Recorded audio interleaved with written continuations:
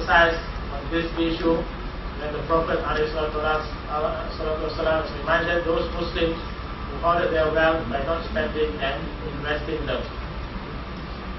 Reasons, of course, hoarding will contribute to inflation and employment, depriving the society of liquid money necessary for investment. That is the reason why Shariah has come out with the different instruments for investment. Prohibition of riba, I think all of us know about this, which is mentioned explicitly in the Quran, which Allah says in one ayah. There are many ayah, of course, that talk about riba. One ayah, Allah says, and that which you give in gift to others in order that you can increase your wealth by expecting to get a better one in return from other people's property has no increase with Allah. But that which you give in salat, zakah, seeking Allah confidence, then those they shall have manifold increase. But Allah mentioned that, riba will not multiply. Okay, the earnings of a person, this indicates that there is no barakah. Okay, there is no blessing in the property that is acquired through this illegal way and means. Okay, so that will not, a person will not get the assistance of Allah in this way.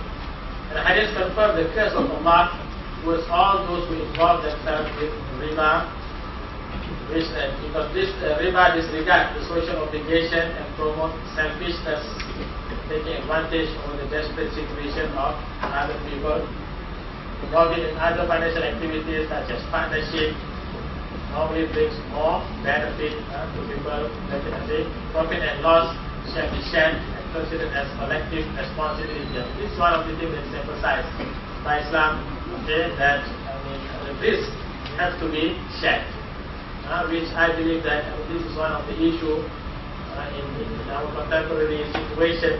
Okay, sometimes we can find that some quarters are not willing to share the risk in whatever financial deal and also financial transaction that is taking place, because otherwise, it will be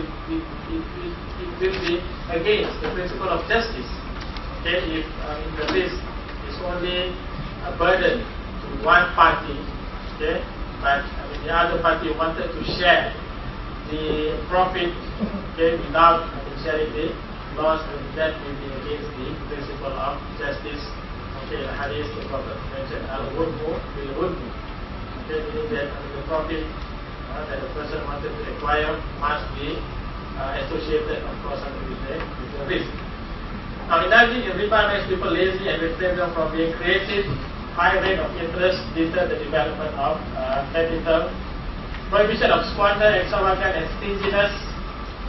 Islam encourages human beings to involve in activities that will benefit them and not bring harm to them. Okay? In whatever transactions that we involve, we should take this into consideration. Okay? Not to be extravagant, not to do something which will harm, okay, the country, perhaps, and harm the people as well. So squanders is harmful to private and public wealth and is forbidden in order to preserve the wealth. Extravagance destroys human values and leads to immoral and illegal business behavior. Economically, extravagance destroys capital and reduce economic development and might lead to unemployment and moral decadence and economic wretchedness. That's why Islam prohibits illegal and illogical business activities, because it renders wealth worthless to society, as it no longer serves its economic and social purpose of achieving prosperity. In the Quran, Allah says, O children of Adam, take your adornment by wearing your clean clothes, by praying and going around the tawaf of the Kaaba, and eat and drink, but waste not by extravagance. Certainly, Allah likes non-al-musrifun, those who waste by extravagance. Stinginess is a subtle way of hoarding wealth and slows down economic activities and growth. It causes decreased consumption and affects national growth and contributes to economic contraction. It is forbidden as it is instrumental to global and national economy. Islam has cautioned against appointing such individuals to take charge of others' wealth. The hadith of the Prophet says, "La usra al-amru ila ghayri akhihi, fantadhir as-sa'a." That if a task is given to a person who does not deserve it, then we should wait for for the destruction. Prohibition of monopoly. This is also another specific objective of Sharia. All kind of monopoly that obstruct healthy investment and affect the well-being of people is forbidden in Islam. This activity only benefits a few at the expense of the rest. We know about that. Islam propagates the universal prosperity rather than individual greed. Monopoly might lead to unemployment, inflation, reduce the opportunity of investment, diminish economic freedom, and deter the ability of investors, leads to selfishness, greed, and stinginess. And this is, of course, again the principle of Islam. Prohibition of major uncertainties. Major uncertainties is prohibited because it hinders transparency. We mentioned about this earlier on. It leads to conflict and mistrust among the contracting parties, protection against the weak and also less knowledgeable people. Finally, the conclusion, I would say that the understanding of Islamic financial matters must be based on basic principles that is mentioned in the Quran as well as in the Sunnah of the Prophet ﷺ, and it should be tied to the aim and also objective of Sharia. Meaning that the injunction of the Quran and Sunnah should not be just be understood literally, but trying to find the objectives and also the principle of Sharia is important in order for us to resolve many issues related to contemporary trade. The understanding of maqasid is important in order to be realistic in dealing with financial matters. Financial contracts and activities are time-bound matters and should be treated in such perspective. It shall not be treated as static and eternal. Not all modern financial instrument has its roots in the classical ijtihad.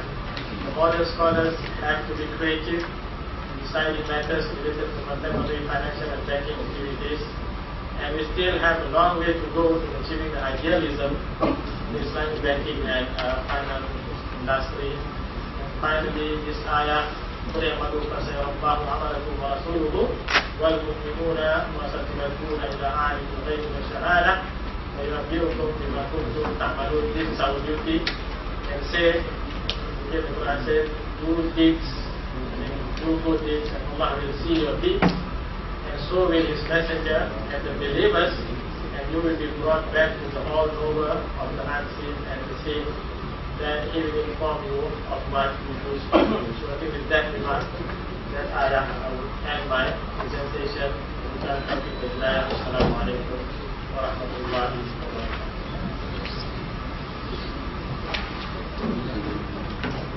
Thank you, Dr. Mohamad Akram, for that very enlightening talk and discussion on the topic for today.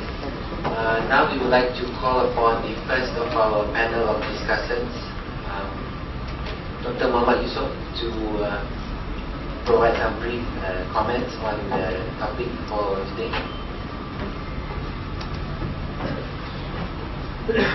Bismillahirrahmanirrahim. Assalamu alaikum wa rahmatullah.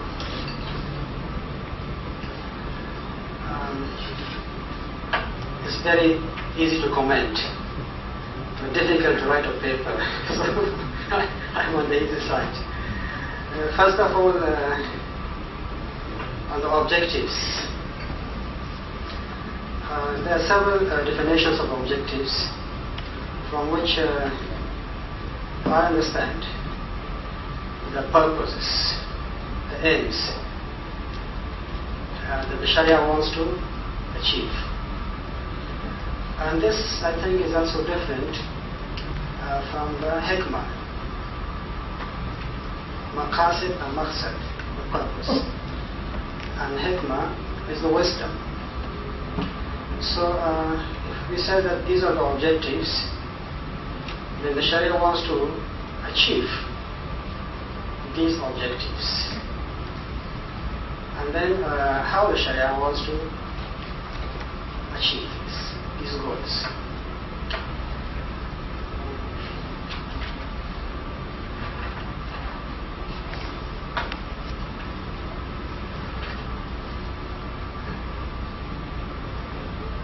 Then you have mentioned